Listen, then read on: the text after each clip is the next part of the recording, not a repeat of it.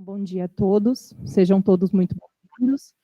A gente vai dar abertura, então, ao evento de abertura do curso de Saúde Digital, desenvolvido pelo Núcleo de Desenvolvimento Organizacional, Matriciamento de Boas Práticas Clínicas e Acreditação. Marcela, você não está centrada na tela, não. Você está num cantinho, a gente não consegue ver. Você tem que ir um pouquinho mais... Melhorou? Sim, agora está ótimo. Você está bem no centro. Obrigada. Só um minutinho, por favor.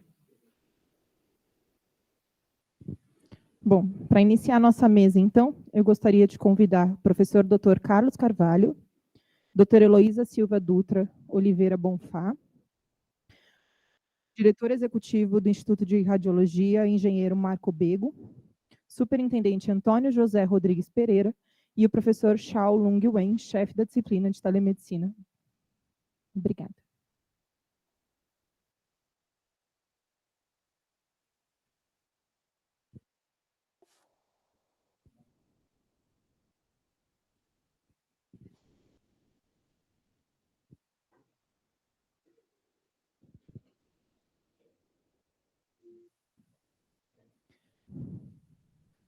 Gostaria de comunicar à diretora Heloísa Silva e o superintendente Antônio José que nós estaremos batendo uma foto da mesa nesse momento.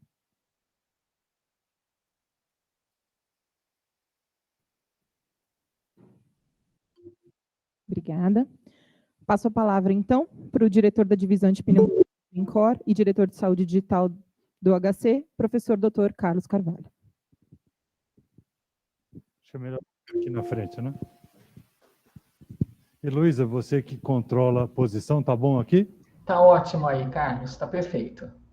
Eu queria começar comentando que já tinha feito reunião virtual, já tinha feito consulta virtual,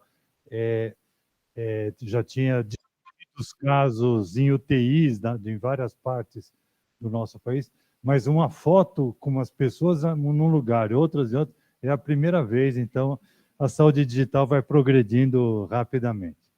Bom, a ideia que eu queria comentar com vocês é uma ideia que não é nossa, não fomos nós que inventamos, mas, de alguma maneira, a Faculdade de Medicina da USP, o Hospital das Clínicas, tem um protagonismo. Então, a primeira disciplina de telemedicina foi criada aqui na faculdade.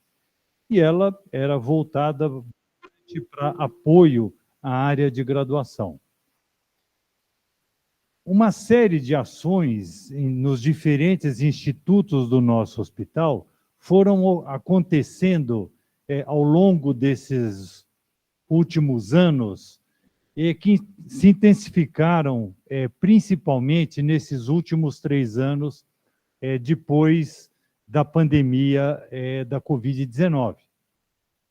E o hospital e a faculdade teve que sofrer uma grande transformação e uma grande adaptação a essa nova situação.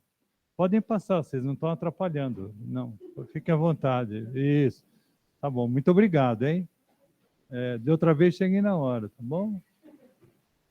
Obrigado. Tudo bem. Bom, voltando. Então, essas transformações elas ocorreram ao ponto de, no Conselho Deliberativo do Hospital das Clínicas, em 2020, quando nós percebemos que a pandemia parecia que estava um pouco controlada, aquele final da primeira onda, o Conselho Deliberativo resolveu, numa discussão, junto com o apoio de algumas consultorias internacionais, apresentar alguns passos que deveriam ser dados no futuro para um novo hospital pós-pandemia. Como queria ser a saúde pós-pandemia? E se resolveu criar um dos pilares para essa nova fase, seria a saúde digital. Então, se resolveu criar uma diretoria de saúde digital, que começou inicialmente com 4 pessoas.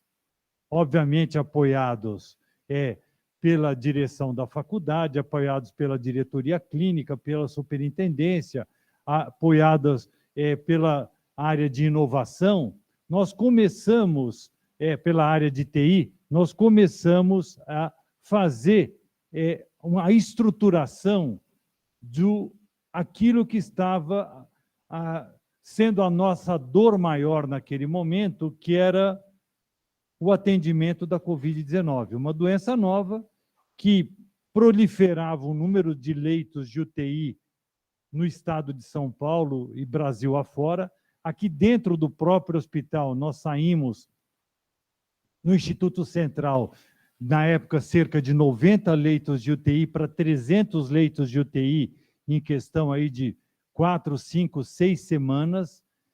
E precisávamos não só de ter os leitos, as camas, os monitores, os ventiladores, mas nós precisávamos das pessoas. E nós precisávamos que essas pessoas aplicassem determinados protocolos. Então, passamos um tempo gerando esses protocolos, montando uma linha de cuidados para esses pacientes e, a partir daí, começando a aplicação interna aqui no hospital. E a Secretaria da Saúde, vendo esses resultados, existia um centro de contingência para a Covid-19, pediu para que nós expandíssemos isso para o restante do estado de São Paulo. E a pandemia, no início, estava aqui na região da Grande São Paulo e Baixada Santista, e depois foi indo para o interior. E nós fomos levando as nossas bases e discutindo e capacitando, junto com a Escola de Educação Permanente, com apoio da Secretaria da Saúde, nós fomos capacitando médicos, enfermeiros, fisioterapeutas, toda a estrutura da saúde para isso. E, sem dúvida nenhuma, nós temos feito publicações desses resultados, nós mostramos que isso foi um diferencial, que isso trouxe uma mudança na assistência com resultado numa melhor sobrevida dessa população. Comparado, por exemplo, no estudo grande feito por um médico aqui da nossa casa, do programa de pós-graduação do Departamento de Cardiopneumologia, esse colega teve acesso a um banco de dados com mais de 250 mil pacientes de Covid-19, ele mostrou que no Brasil, no primeiro ano da pandemia, a mortalidade de pacientes de Covid-19 que tiveram entubados, em alguns estados do Norte e Nordeste, foi, na média superior a 90%. Enquanto aqui no nosso hospital, nesse primeiro período, foi 46%, onde nós estávamos ainda aprendendo. Na época não se usava corticoide, não se usava nada, a gente não sabia direito o que fazer. Intubava precocemente, coisas que foram mudando ao longo do tempo e que nós fomos adaptando a nossa linha de cuidado, o nosso protocolo de pesquisa. Bom, e isso deu esse grande apoio para que nós começássemos a desenvolver a parte de saúde digital, além da teleatendimento em UTI, nós começamos a trabalhar em atenção primária, porque começamos nessa linha de cuidado, tinha os pacientes de pós-UTI, queríamos acompanhar as sequelas que eventualmente esses pacientes teriam, e essas sequelas vão bater na porta das UBSs. Então, adaptamos essa linha de pesquisa para a assistência desses pacientes. E treinamos as UBSs de algumas secretarias municipais no estado de São Paulo e fizemos um projeto piloto aqui no município de São Paulo, na região central, nas UBSs daqui. Então, começamos a atender em atenção primária e isso foi chamando outras áreas. Em locais que, por exemplo, não tinham médicos, como locais distantes na Amazônia, fizemos um projeto de assistência. Capacitamos a enfermeira que estava nessa região, na cidade de Santarém, mas num bairro 6 horas de barco e de caminhão distante de Santarém. Com a nossa equipe baseada aqui em São Paulo, nós atendíamos as pessoas lá em Santarém. Então, começamos uma série de ações, começamos a trabalhar em telemonitoramento, testando equipamentos para fazer a telemonitoramento das pessoas. Estamos desenvolvendo alguns equipamentos com tecnologia nacional, alguns equipamentos, por exemplo, à base de grafeno, biosensores. Estamos trabalhando no desenvolvimento de biosensores. Então, estamos expandindo, e isso com os nossos parceiros, que nós somos suportados financeiramente pelo Banco Mundial para criar um atendimento de tele-UTI obstétrica. Então, as nossas equipes de UTI atendem, junto com a equipe de obstetrícia, gestantes, gestação de alto risco e puérperas em ambiente de UTI. E, com isso, nos primeiros 6 meses de atendimento, nós baixamos 47% da razão de morte materna por 100 mil nascidos vivos. Então, uma série de ações estão sendo feitas. Começamos, o nosso Tonzé, o engenheiro Antônio José, quando montamos a saúde digital aqui na diretoria, ele falou, olha, tem 1.400.000 consultas em 2019 presenciais aqui no HC. Vocês vão ter que baixar isso em 400.000 consultas. Então, em todos os institutos, nós montamos bases da saúde digital e esses colegas que estão gerenciando e gerando esses atendimentos, eles estão trabalhando no sentido de reduzir as consultas presenciais e transformar em consultas virtuais. Vejam, só vou dar um exemplo de um absurdo. Um paciente do ICESP, que fez uma cirurgia de próstata. Ele vinha aqui 1, 2 vezes por ano para ver o resultado do PSA. Se deslocava da casa dele, às vezes vinha com o seu parente que tinha que perder o dia de trabalho, ou ele tinha que perder o dia de trabalho, se deslocava até aqui, gastava, blá, blá, blá, para ver o resultado do PSA. Ah, seu PSA está bom, o senhor vai embora. Então, como esse exemplo, tem dezenas, centenas de outros exemplos de situações que nós podemos fazer a diferença fazendo um atendimento virtual, utilizando a estrutura da saúde digital para prestar esse atendimento. Atendimento não só médico, na área multiprofissional. A enfermeira, o fisioterapeuta, nós fazemos a reabilitação dos pacientes no pós-Covid com telereabilitação. Nós temos a equipe nossa, por exemplo, 2 outros exemplos interessantes. Transplante de pulmão, que é a minha área, vou falar dele porque eu tenho mais. O doente vinha lá de não sei de onde, com um monte de exame na mão, chegava aqui para saber se ele podia entrar na lista de transplante de pulmão, porque só tem 2 grandes centros que realizam transplante de pulmão no Brasil, que é aqui São Paulo e Rio Grande do Sul. Tem outros centros com movimento insignificante. Então, o doente vinha até aqui, porque é aqui que faz transplante de pulmão, aí você pegava, olhava, às vezes ele não preenchia um critério de inclusão básico. E ele se deslocou tudo isso, um paciente grave, às vezes dependente de oxigênio. Hoje nós fazemos a triagem por tele. Então, isso, os pacientes, a gente muitas vezes, de transplante mesmo, eram orientados e eles ficavam, às vezes, inibidos ou com vergonha de perguntar e tomavam, por exemplo, imunossupressor em dose errada. Agora eles passam por tele com uma consulta com uma farmacêutica clínica que faz toda a programação da medicação. Deixou de existir uso inadequado de medicamento. Então, tem uma série de medidas em tabagismo. Eu poderia ficar contando aqui exemplos, mas não vou contar. O que eu estou querendo mostrar para vocês é que a saúde digital veio para ficar. Se eu já estou em fim de carreira, puxando meu brequezinho de mão, vocês que estão chegando agora, vocês vão usar a saúde digital no dia a dia. O telemonitoramento do paciente grave em casa vai acontecer, só vai ser internado o paciente grave. Nós vamos prevenir descompensação diabética, descompensação de pressão alta, prevenir infarto, prevenir AVC, porque a gente vai telemonitorar esse paciente. Para fazer tudo isso, existem regras. Vocês precisam aprender como fazer tudo isso. E essa ideia desse curso é começar a preparar vocês para essa medicina que vai ocorrer, com certeza, em 2025 e muito mais em 2030. Então, vocês precisam conhecer todo o regramento, a legislação, o que pode, o que não pode, o que é certo e o que é errado, saber fazer uma teleanamnese.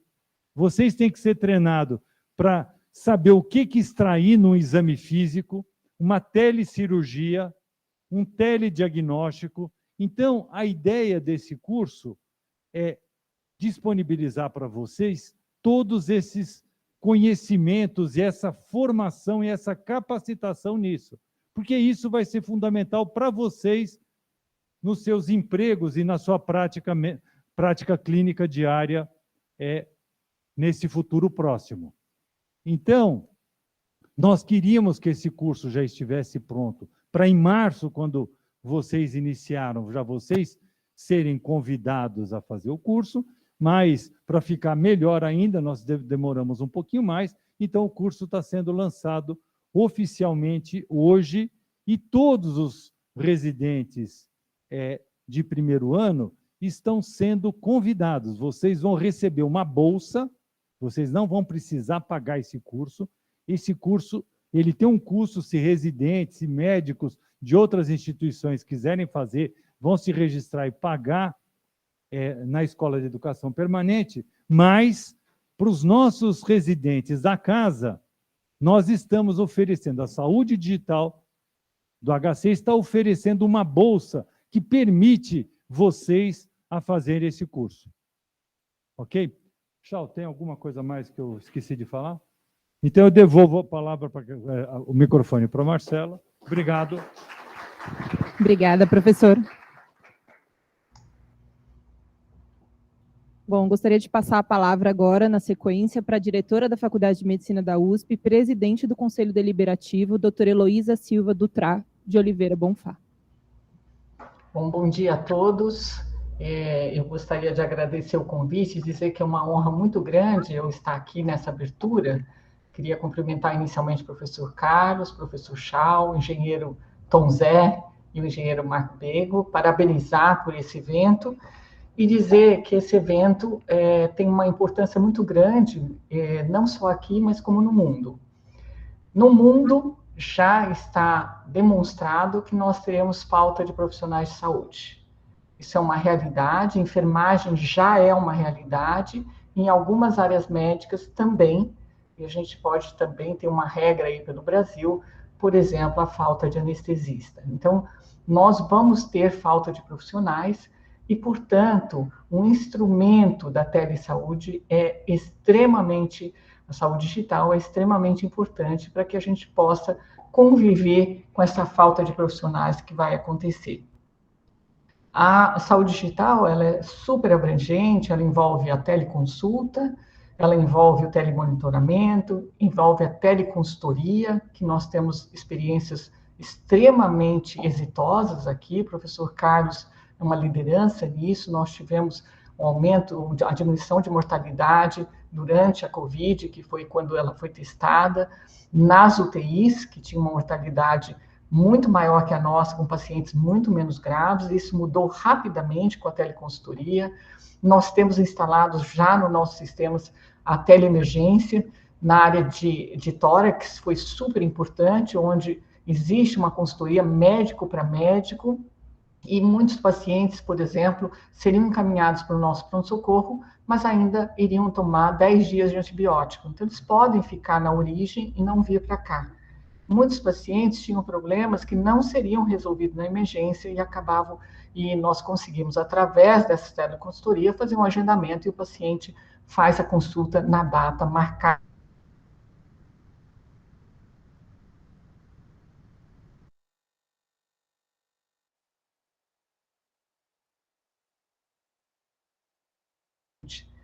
Existe um desconforto muito grande do paciente no transporte, alguns pacientes demoram horas, muitas horas para chegar aqui, ou pegam muito trânsito, e às vezes só para ver um resultado de exame, como foi falado pelo professor Carlos.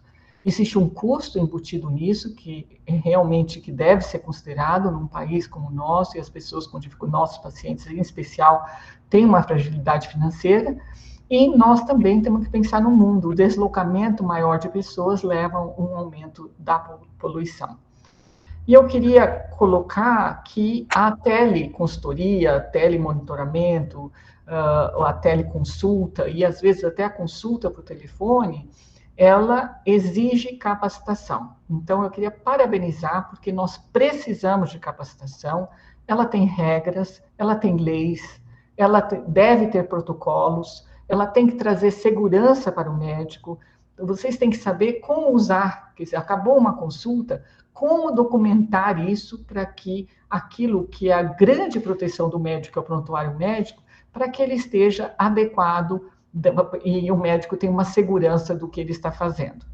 Então, esta questão é muito importante e ela vai além. Não sei se vocês sabem, por exemplo, o grupo Dr. Fábio Jatene, do INCOR, já está orientando intervenção cirúrgica online, quer dizer, então ele já está ajudando locais que não tenham acesso de como fazer uma intervenção cirúrgica. Então, esta questão vai vir com muita força, e incluir isso como uma coisa obrigatória na formação dos residentes é uma inovação no nosso país, mas é quase uma obrigação que todas as faculdades vão ter.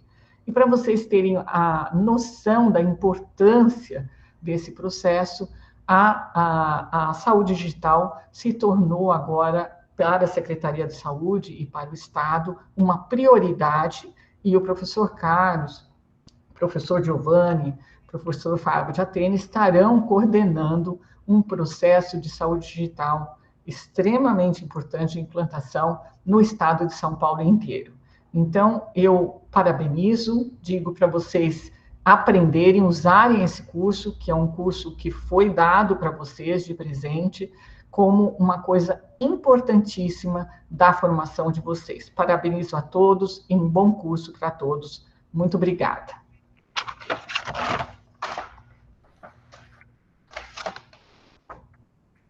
Obrigada, diretora. Dando sequência, então, ao nosso evento, eu gostaria de passar a palavra para o diretor executivo do Instituto de Radiologia e CIO do Inova HC, engenheiro Marco Bego. Obrigada. Bom dia a todos. Primeiro, cumprimentar o professor Chau e parabenizar pela iniciativa, onde eu também cumprimento a professora Heloísa, o engenheiro José, o professor Carlos aqui, e toda a equipe que está participando desse curso, também a Roberta aqui, representando a Secretaria da Saúde. Eu estou aqui representando o professor Giovanni, em nome do Inova HC, e também a Paula, que não pôde vir. Então, mas o que eu queria ser bem rápido e dizer sou engenheiro também, então a minha parte é mais a tecnologia, né, e a inovação. Mas o que eu queria dizer é que a tecnologia, na verdade, é só um habilitador para o que você pode fazer com ela. E no caso aqui das teles, o que a gente está falando aqui da teleconsulta, quanto mais você tem informação, quanto mais você analisa, quanto mais você a faz de forma adequada, mais você usa a tecnologia. Já foi dito aqui os inúmeros exemplos, até testemunhal aqui do professor Carlos, dos ganhos que isso pode trazer. Mas o que eu diria é que, assim, até o termo transformação digital, em alguns casos como esse, ele chega a ser quase uma revolução digital. Porque em setores regulados, como é a saúde, às vezes a inovação, a transformação, ela demora um pouco mais tempo a chegar. Mas quando ela chega, ela já foi testada em outros ambientes e ela chega de uma forma avassaladora, passando por cima de todas as estruturas. Como é que você faz de uso disso? Você precisa estar preparado. Então, um curso como esse é uma preparação que todos deveriam ter para entrar nessa área que você tem coisas novas acontecendo, como já foi dito, os protocolos são diferentes, a linguagem é diferente, as possibilidades são totalmente diferentes. A tecnologia que vai agora suportar esse processo, à medida que tem mais usuários e que isso fique regular, ela vai se transformar rapidamente. Então, a gente já vê casos que você começa a olhar as expressões faciais e dá iterações para o médico que está do outro lado do coisa, isso já acontecendo no NHS, lá você já sabe. Toda a parte de telemonitoramento, que você tem visões, porém isso traz mudanças que vão acontecer, que eu diria que são de sustentabilidade, Essas novas tecnologias também ajudam a diminuir esse trade-off de mais tecnologia, mais custo. Acho que pela primeira vez nós estamos usando a tecnologia para dar mais sustentabilidade ao sistema. Toda a parte regulatória, toda a parte de análise de dados de paciente, pensando que vocês entrarão na casa das pessoas. Vocês estão gravando de um lado e o outro também está gravando do outro lado. Você tem toda uma parte legal, civil, que vai precisar ser analisada. Muitas coisas que a gente sequer imagina. E olha que eu estou falando da coisa mais simples e que tem mais gente usando, que é a teleconsulta. Imagina quando entrarmos em todas as outras facilidades do digital. E isso aconteceu em outras indústrias e acontecerá na saúde também. Quando você digitaliza, você democratiza o uso daquela tecnologia, você vai prover mais acesso, você vai diminuir custo, e também vai ter um monte de coisas, de desafios e coisas importantes que vão acontecer, que nós precisaremos passar por elas. Então, como disse o professor Carlos, né, os próximos anos, eu não tenho a menor dúvida que serão cada vez mais digitais, e a gente sempre achava que quanto mais digital, mais sozinho eu estou, né?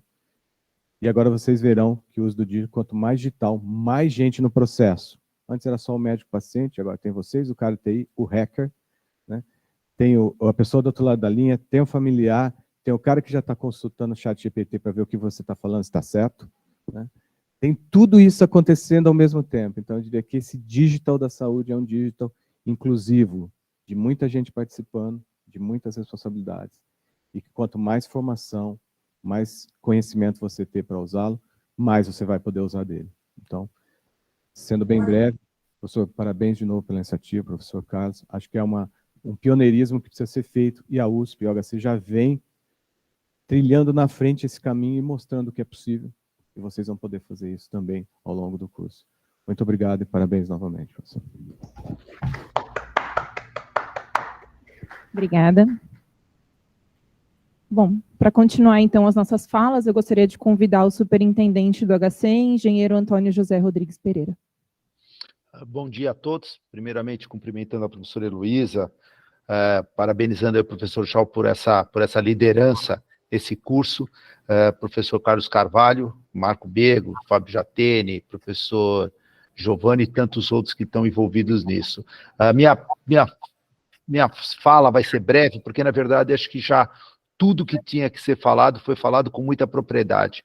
Apenas um detalhe, muito provavelmente os R1s devem ter 24, 23, alguma coisa muito parecido disso, né? Esses médicos que vão ser a liderança da saúde no país. Diria o seguinte, que alguns anos atrás, não muitos, né, professor Chau, a gente tinha, por exemplo, o guia, né? Você queria chegar na faculdade de medicina, você olhava o guia. Muitos de vocês nem tinham nascido. Depois nós fomos para aquele famoso TomTom que você colocava e ia. E hoje nós temos o Waze, ou seja, todo mundo, o mundo inteiro está conectado. É similar, e aí muito bem colocado pelo professor Carlos, a saúde digital, a telemedicina e tudo que se fala em digital não tem volta. E ela não tem volta por vários motivos, né? Uma é essa conectividade entre paciente e médico, paciente, os multiprofissionais, não são apenas os médicos, são todos os multiprofissionais, e a saúde, ela não tem custo, mas ela tem um preço. E, na verdade, a gente, com a saúde digital, e conforme o professor Carlos comentou, uma série de coisas que aconteceram no Covid, demonstramos uma maior eficiência, maior eficácia no atendimento do paciente, com uma muito melhor conectividade, e uma redução de custo. Ou seja, a gente consegue fazer muito mais com o mesmo que nós temos hoje. Então, assim, mais uma vez, eu parabenizo a todos que estão envolvidos, principalmente o professor Carlos, o professor Chau, a professora Heloísa, e ao conselho que eu dou para vocês, prezados residentes, não percam essa oportunidade, porque o curso ele é muito abrangente e, na verdade, percorre tudo, ou praticamente tudo, de saúde digital. E o mundo está aí o professor Carlos Carvalho começou 2025, e aí, olhando novamente a professora Heloísa, eu digo, nós já estamos fazendo saúde digital, ou seja, uma grande parcela de consultas que poderiam, anteriormente, aconteciam via presencial, acontecem hoje da maneira digital e com uma muito maior eficiência e eficácia. Parabéns mais uma vez a todos. Obrigado.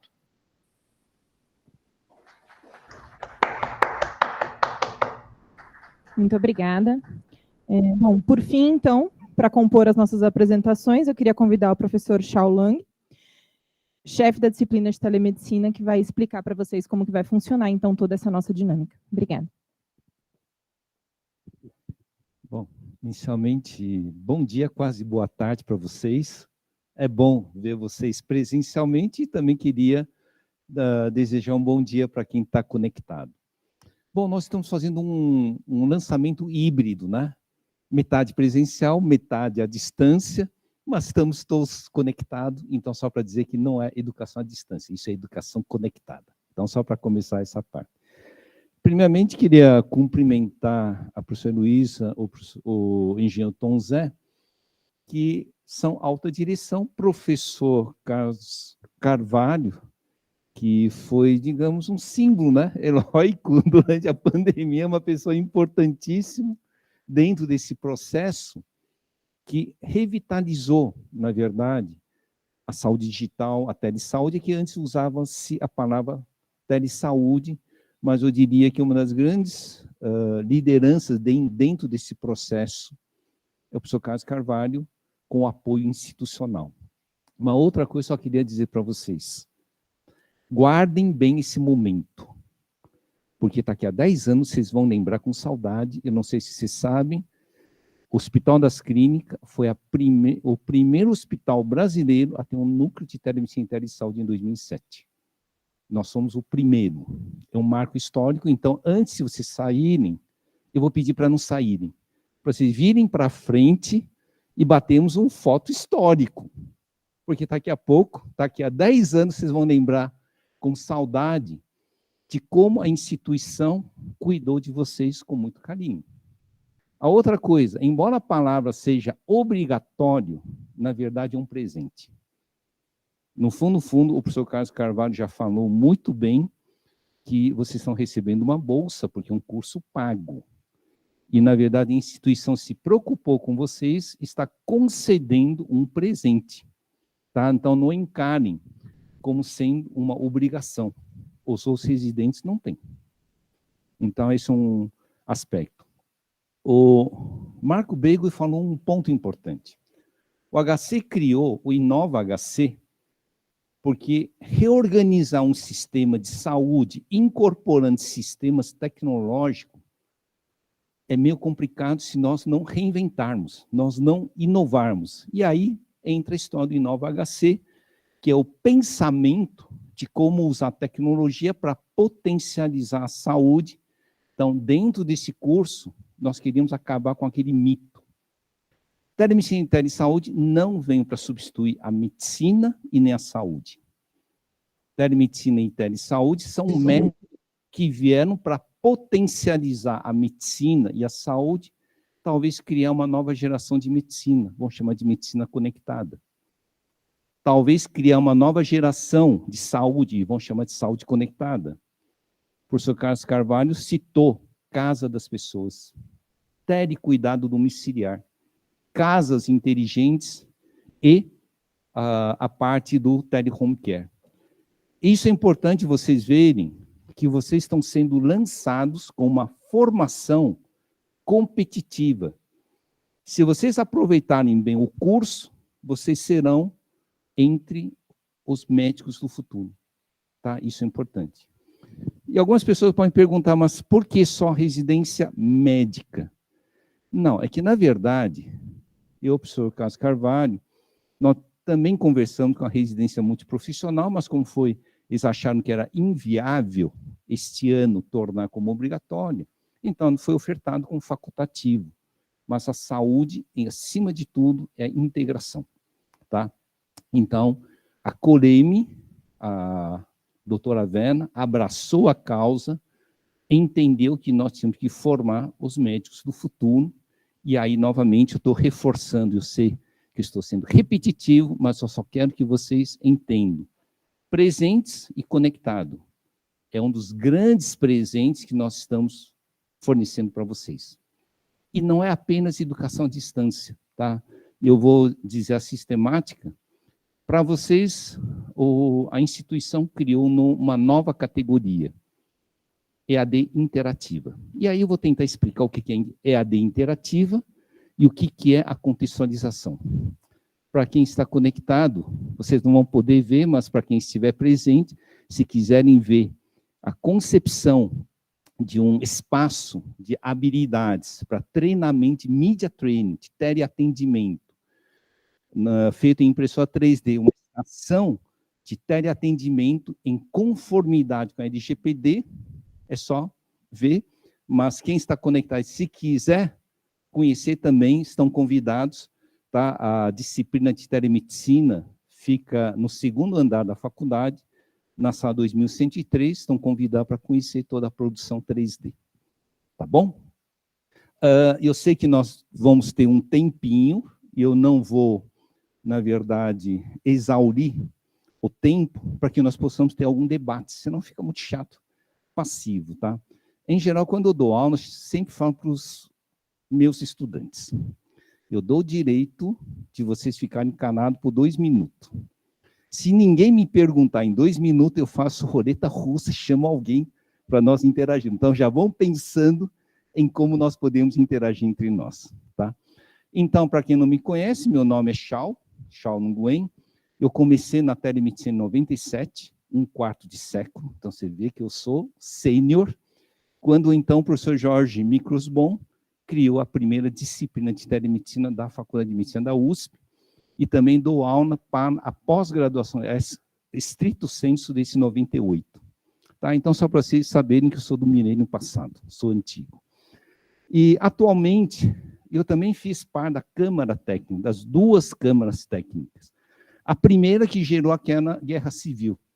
Então, fiz parte da resolução 2227, e que no dia 9 de fevereiro de 2019, nós entramos numa guerra civil na área médica, e a resolução foi revogada.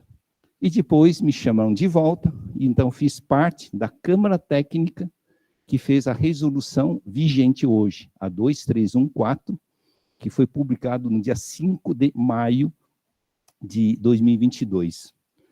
A outra que eu acho que aqui nós todos fomos, né? O professor Carlos, Marco Bego, a Paula, o professor Giovanni, tudo, no lançamento da Portaria de Telesaúde, tá? O 1348, de 2 de junho de 2022, e só para dizer quando o professor Carlos disse, prevenção de doença, monitoramento, isso está nos 2 documentos. Então, dentro do nosso curso, vocês não vão ser informados. Vocês vão ter que vivenciar e vão ter que fazer a nossa roda de conversa para vocês proporem como aplicar. E isso vão chamar de curso interativo de contextualização.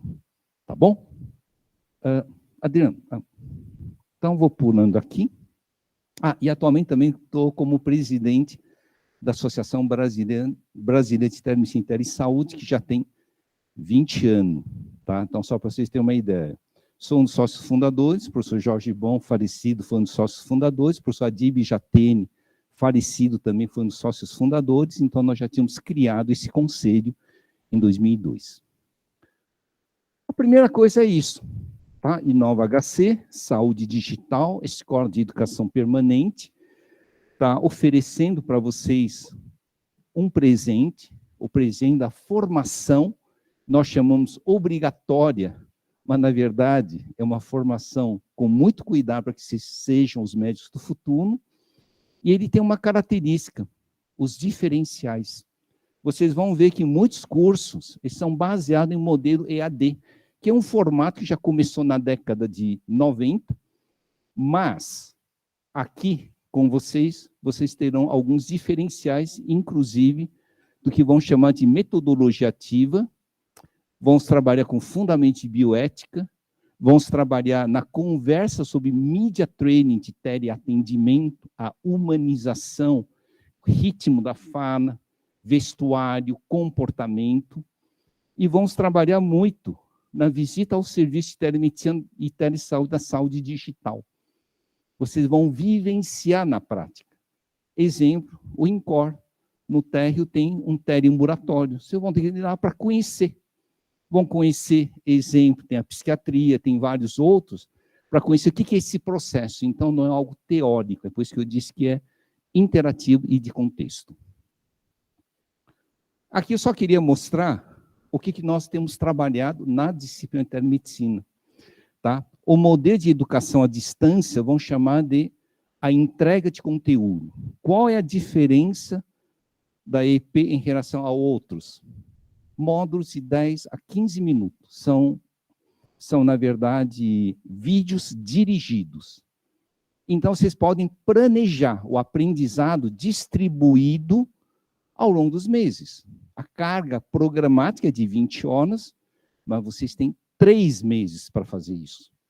Isso quer dizer, de repente, vocês dizem, eu vou estudar no sábado de manhã, das 8 até as 9. Vocês já pegaram um bloco de 1 hora.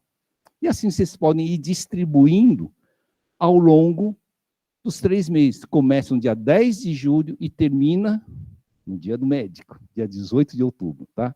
Então, vocês podem fazer essa distribuição. Já me perguntaram se alguém está de férias.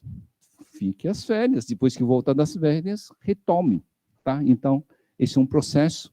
Então, são cursos com temas objetivos, com avaliação, uma pré-avaliação antes do curso e uma avaliação pós-curso, tá? Então, vamos chamar de EAD, ou vamos chamar de EAD cognitivo, conteúdo. Nós vamos estar trabalhando nesta camada, chamada a educação contextualizada e significativa, onde nós vamos pegar aquela informação e vamos debater.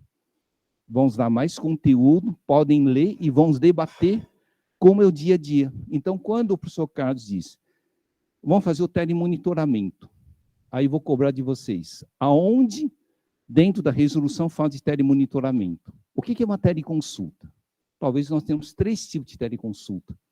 Teleconsulta de casos novos, teleconsulta de acompanhamento e teleconsulta de orientação. E aí vão ter que discutir, inclusive, sobre remuneração médica pelas categorias. Isso é contextualização. Tudo bem?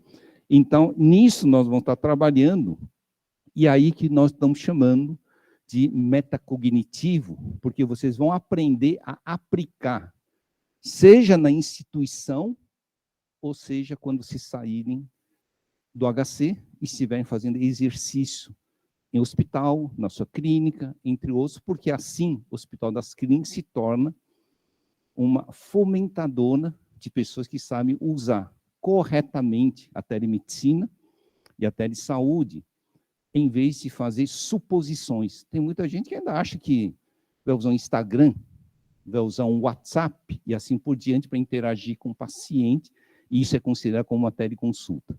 E aí nós vamos quebrar esse pensamento a partir de uma roda de bate-papo, tá bom? Basicamente, eu pus em vermelho o que nós vamos estar trabalhando nesse curso. A EP, quando fornece, vai estar trabalhando uma coisa chamada aprendizagem estruturada, e tem monoblocos temáticos com metas, com avaliações, onde os professores que dão aula foram cuidadosamente desenvolver um conteúdo de 10 a 15 minutos para provocar. Tá? Então, esse é um processo estruturado.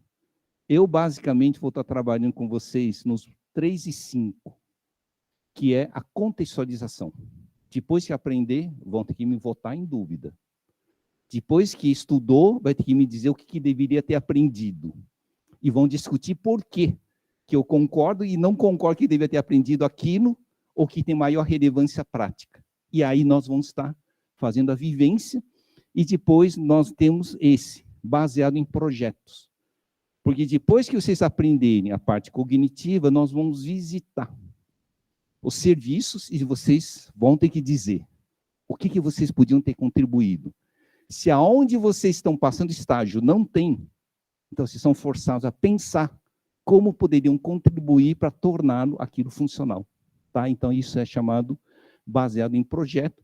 Então nós vamos colocar 2 camadas a mais. Isso significa o seguinte: vocês vão ter um curso de 20 horas e mais 5 horas de complementação, que vão chamar de EAD interativo, não vão forçar a expansão demais, mas pelo menos para dar ideia que, como hospital universitário e uma faculdade de medicina de liderança, temos que explorar a parte da interatividade. Então, aqui é o curso, tá? Um curso jovial, tá? Então, você vê que já tem um design mais de jovialidade. A única coisa que não é 4 meses, é 3 meses, tá? Então, 3 meses, 20 horas. Se vocês organizarem bem, é para estudar 15 minutos, 20 minutos por dia, dá sem problema. Só não procrastine.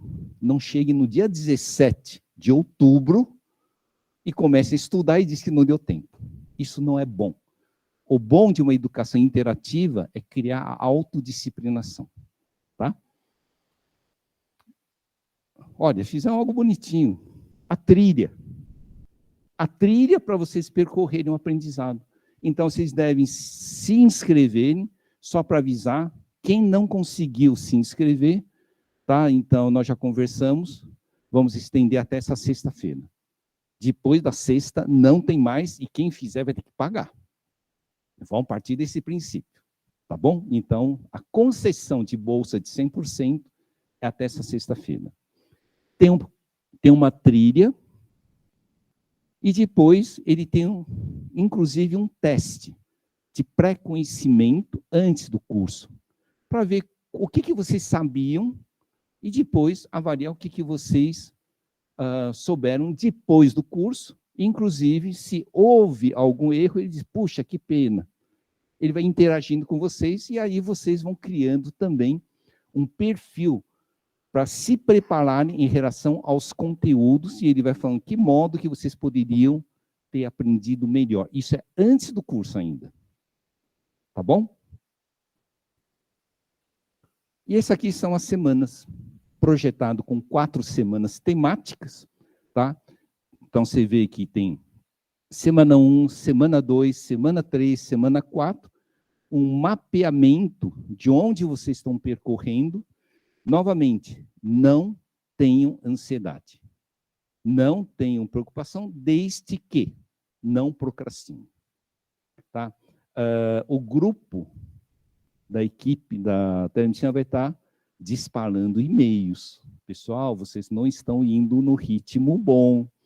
Então, nós vamos estar interagindo. Isso não é, digamos, controlar. Isso é estimular que vocês não procrastinem. Então, essa aqui é semana 1, semana 2, semana 3, semana 4, e assim são 4 grandes blocos temáticos com lideranças do HC. Lembre-se, se vocês não fossem tão importantes para nós, a alta direção não estaria hoje para receber vocês no curso. Todas as grandes autoridades do Complexo HC estão aqui, inclusive o do Inova HC. Tá? Desculpe, e toda a equipe de saúde digital que preparou o curso. Você sabe que, às vezes, nós falamos das lideranças, mas tem toda a equipe que desenvolveu, né? Dani, Marcela e toda a equipe que está aqui, desculpe não citar todos os nomes, Martina, todos, mas essas pessoas fizeram com muito carinho isso. Então, só para comprovar que é um curso efetivo, estruturante, histórico, que a alta direção reservou tempo para estar aqui com vocês e falarem a contextualização. Vocês vão ter um outro site, que é da Faculdade de Medicina, onde tem a plataforma MedUSP, e aqui tem esse botãozinho, HCFM USP 2023, é onde tem as 5 horas que nós vamos interagir. As 20 horas é da Escola de Educação Permanente. E ao clicar, nós vamos usar 4 grandes recursos. Votador de dúvida. Depois que assistem módulo, tem que ter alguma dúvida. Aluno que me diz, não tenho dúvida alguma, em geral, eu tenho as minhas dúvidas, né? Eu falo, então você não assistiu nada, porque você não tem uma dúvida nenhuma. E se ao ler as dúvidas dos seus amigos, se não tiver dúvida, é porque você não tem interesse nenhuma. Então, você virou um zumbi de educação. Então, vocês são obrigados a postar uma única dúvida da semana e votar em 2. Posta uma, vota em 2. Se eu tenho 200 e tantas, eu espero 200 e tantas dúvidas, e das 200 e tantas me votem em 2 que vocês concordam a mesma dúvida. Isso é uma forma de trabalho cooperado, votador de opinião, forma de contribuição e uma avaliação individual temática, onde nós vamos pôr um tipo de enquete e vocês vão avaliar vocês, na opinião de vocês, sobre o conteúdo daquele semanal, o que vocês acharam da fluidez do conteúdo, da relevância, da coerência, tá? Então, tudo isso é para vocês pensarem, tá bom? Então, aqui, módulo 1, bioética, módulo 2, modalidade de serviço em telesaúde e telemedicina.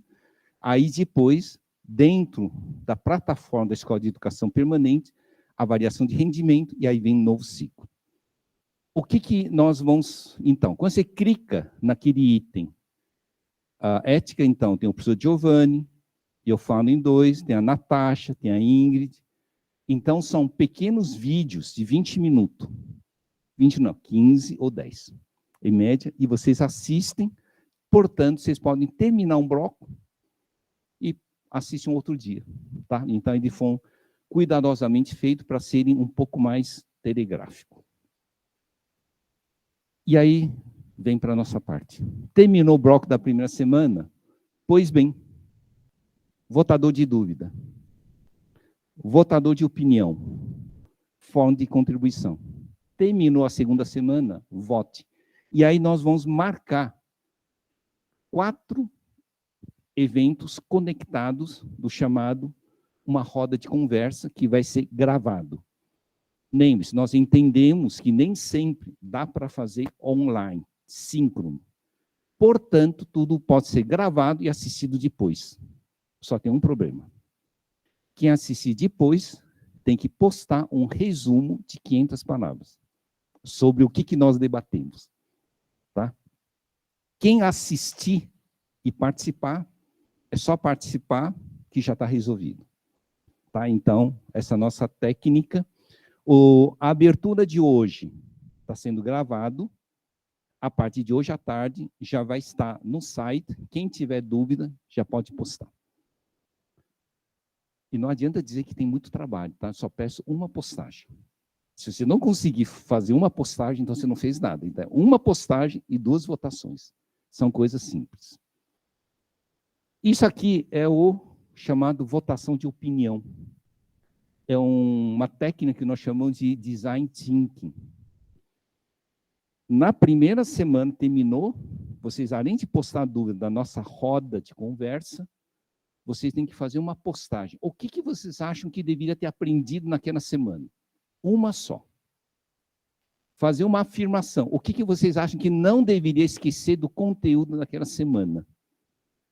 E 3. Uma única postagem do que vocês acharam que tem maior relevância prática.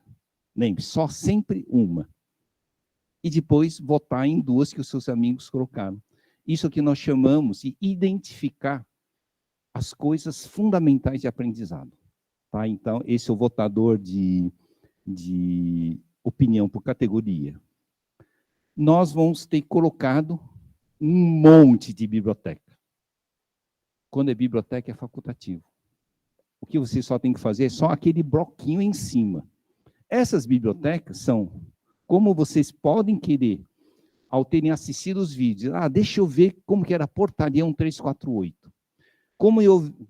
Deixe-me ver como que é a resolução do Conselho Federal de Medicina sobre prescrição eletrônica. Então, nós vamos ter colocado, um por um, por exemplo, resolução de cirurgia robótica à distância, né? O Código de Processo Ético Profissional, a questão do certificado digital, CRM eletrônico, isso é facultativo. Então, quando entrarem nesse de biblioteca de apoio, não puxem os cabelos, porque não é para ver tudo se vocês não quiserem, mas quem quiser ver, já está tudo disponível. Então, nós reunimos as bibliotecas para vocês consultarem, tá? Uma outra coisa que o curso de saúde digital, a EP, fizeram, é mapa mental. Para vocês terem uma visão global do que é para aprender. Tá bom? Só para finalizar minha fala, tá? Aqui é só para perspectiva futura. O único lugar onde o sucesso vem antes do trabalho é no dicionário. Albert Einstein que falou, não fui eu. E a outra é isso, tá? Se preparem. Em 2025, 2026 e 2030, nós teremos uma mudança. Só olhar para o 5G, que vai estar implantado em todas as capitais do Brasil em 2025, 2026. Só olhar que em 2030 estaremos conversando sobre 6G. E só olhar para 2030 que nós teremos mais idosos e crianças de 0 a 14 anos. Portanto, a estratégia de cuidado muda. Não é mais exclusivamente presencial. E só para dizer para vocês, eu estava num evento no Conselho Federal há 4 semanas, e vem toda aquela história de humanização. Que telemedicina desumaniza, telesaúde desumaniza, está olhando o computador. Aí eu peguei e disse, você sabe qual a pior forma de desumanizar?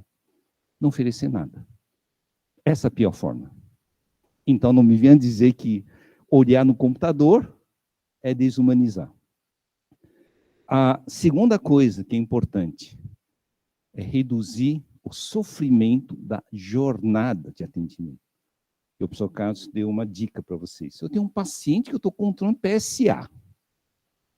E vamos supor que ele mora na periferia. Me viaja 2 horas de manhã para chegar aqui às 7 para ter um atendimento bom de 20 minutos para voltar para casa com mais 2 horas. E era para ser conduta mantida. Isso se chama jornada de sofrimento. Telesaúde para isso. E a outra coisa que vocês vão aprender no curso, o que é linhas de cuidado. Se vocês forem ver no Conselho Federal de Medicina, ele vai dizer, telemedicina é, acima de tudo, para construir linhas de cuidado, e aí vocês vão entender o que é linha de cuidado. Tá bom? Então, aqui eu dei um apanhado, e eu acho que, Marcana, agora convidar as autoridades para um debate. Obrigada, professor. Adriano, você consegue?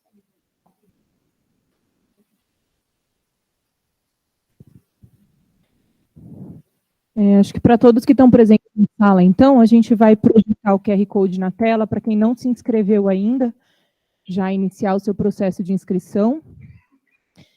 Vou pedir aos presentes para retornarem à mesa, para a gente tirar uma foto final. Perfeito, pessoal, já está projetado aí, então, para quem ainda não iniciou, por favor, só dar aquele printzinho que a gente já conhece e iniciar o seu processo de inscrição. Obrigada.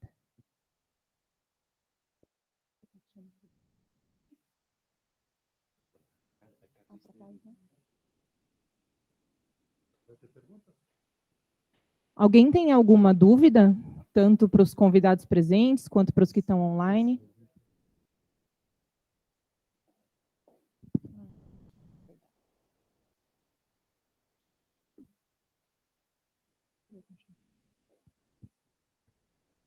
Pode tirar isso aqui.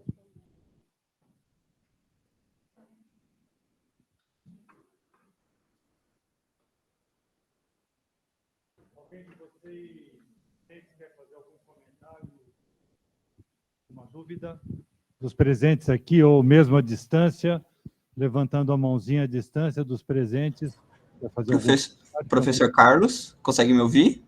Consigo ouvir bem. Professor Carlos, eu vou lendo algumas perguntas no chat para facilitar a nossa dinâmica aqui. A Priscila Barbosa Beth perguntou, tem como mandar o link por e-mail para fazer a inscrição? Sim. A Daniele, que é uma das coordenadoras aqui mais práticas do que eu, diz que sim. Perfeito. Os alunos de fora da FMU... A Daniele vai explicar. Claro, perfeito. Posteriormente, a gente vai pegar o e-mail de todos vocês com a Coreme, e aí nós mandaremos também o link para facilitar a inscrição de quem não conseguiu, tá bom? Então... Lembre-se que Perfeito. esse posteriormente é até sexta-feira, porque o Chau já avisou que depois de sexta-feira, sábado 80% do curso, domingo, né, vai assim pagando a mais, segunda-feira 100%, né, Chau? Alguém mais aí?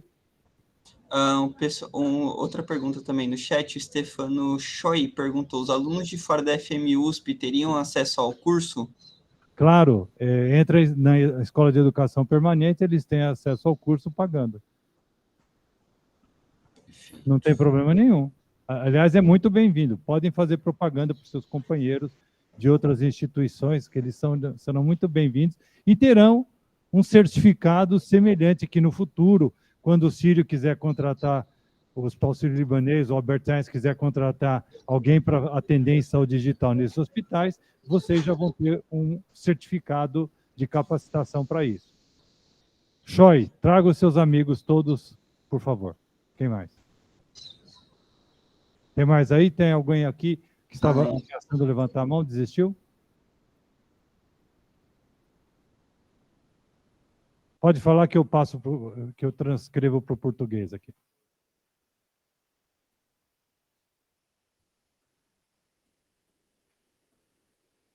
É uma pergunta a respeito de atuação da telemedicina na medicina legal. Vou passar para o Chau, que ele tem feito reuniões não só em nível ministerial e da saúde, como ele tem feito reuniões com várias especialidades e gerado protocolos de assistência nessas especialidades.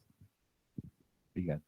Olha, então, antes de te responder, só para avisar, o município de São Paulo tem a primeira lei de telemedicina do país para o SUS, da Secretaria Municipal de Saúde, que é a 17.718, de 23 de novembro de 2021. É a primeira, e foi antes da resolução do Conselho Federal de Medicina, e torna obrigatória a formação em telemedicina antes de ser contratado para exercer a medicina, a telemedicina. Então, quando o professor Carlos Carvalho comenta, vocês vão receber um certificado que é reconhecido pelo Conselho Estadual da Educação. Então, se vocês fossem na prefeitura, vocês dizem, olha, eu já fiz o curso e vocês estariam já atendendo a lei municipal, tá bom? Então, isso é importante. A lei municipal de Santos também caminha nessa. Então, possivelmente, nas duas cidades, vocês já estariam antecipadamente cumprindo a lei e através de um presente que a instituição fornece para vocês. A outra, então, medicina legal, e eu acho que aí você vai pensar em duas coisas, talvez a perícia médica ou a medicina do trabalho, tá? Nós fizemos trabalho com a Associação Nacional de Medicina do Trabalho e nós publicamos junto com eles as diretrizes de boas práticas da medicina do trabalho.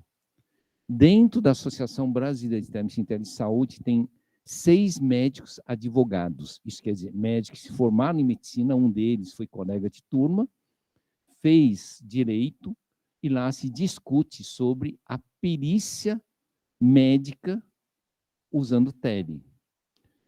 Não é tudo que dá, mas muita coisa dá. Tá? Quando vocês forem olhar essa estação, vocês vão ver que o maior problema que justifica em relação à tele, por exemplo, vamos supor, quem está no remoto, sabe quem está na minha frente? Não, porque você está atrás, não sabe quem é você. Não sabe quem está do lado. Essa é a justificativa para dizer que a tele não permite segurança. Só que nessa estação tem 2 câmeras panorâmicas, a oblíqua de frente e atrás, e mais a frontal. Então, tem como garantir que a pessoa está sozinha e como garantir o que a pessoa está fazendo. Então, isso nós desenvolvemos nessa concepção. Também para alguns tipos de perícia, ele funciona, principalmente as perícias que são exames dependentes.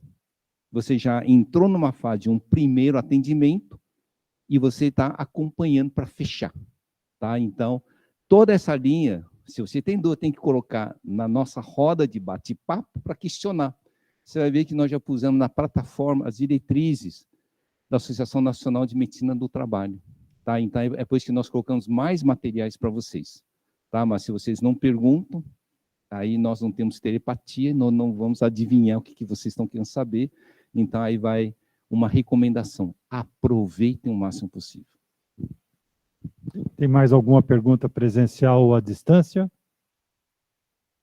No chat tem alguma coisa? Não? Aqui tá limpo, professor. Oi? Aqui tá ok, tá tudo ok, não tem Tá nenhuma bom. pergunta. Então vamos usar foto? A foto vai fazer uma bagunça, vai ser... Como você prefere isso? O nosso diretor de fotografia que está aqui, esse cabeludo aqui no centro da... Isso. Nós podemos fazer o seguinte. Todo mundo desce e vão bater foto. E todo mundo que está atrás de nós, projetado, se querem sair, ligue a câmera. Adriano, por gentileza, você consegue ir na configuração do Google Meet e colocar para várias pessoas, por favor? Nos 3 pontos do lado do aí, isso, alterar o layout, lá embaixo, lá, não, no último, isso, aumenta para máximo. Também aproveitar, além da professora Heloísa e do superintendente Tom Zé, que fizeram muito esforço para estar presente, o professor Carlos Carvalho saiu de um concurso de professor titular só para estar com vocês, tá? Então...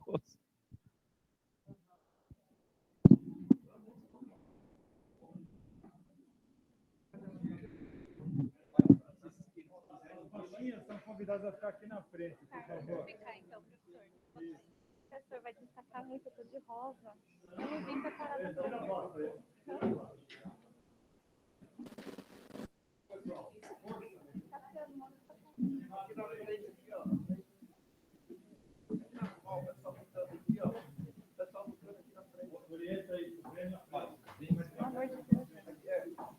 Senão vocês não aparecem e vão reclamar depois, hein?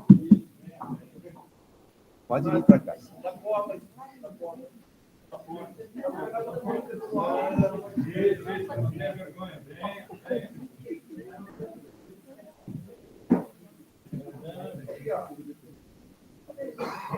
Ô, Cassiano, vai lá. Isso. Vem mais. Aproxime-se.